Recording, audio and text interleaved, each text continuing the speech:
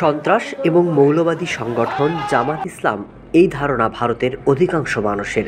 তবে কেন সেই জামাতের সাথে বন্ধুত্ব করতে চাচ্ছে ভারত?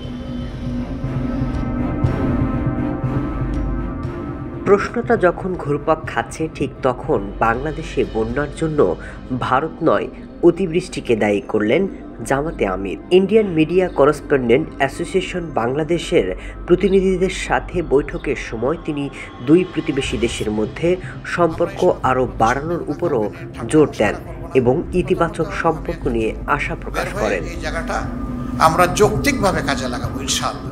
আর ভারতের সাথে বন্ধুত্বের সম্পর্ক চায় বলে যে ঘোষণা দিয়েছেন জামাতে ইসলামীর আমির শফিকুর রহমান, তা দিল্লির নজরে এসেছে এবং দেশটির পররাষ্ট্র মন্ত্রণালয় আশা করছে যে ভবিষ্যতে এ নিয়ে আরও আলাপ আলোচনা হতে পারে।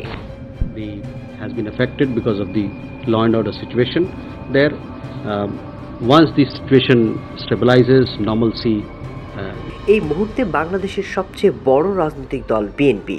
তবে সেই দলকে রেখে জামাতকে কেন প্রাধান্য দিচ্ছে ভারত? আর ভারতকে কেন কাছে টানছে জামাত? এমনকি জামাতের নিষেধাজ্ঞার বিষয়ে নীরব দিল্লি।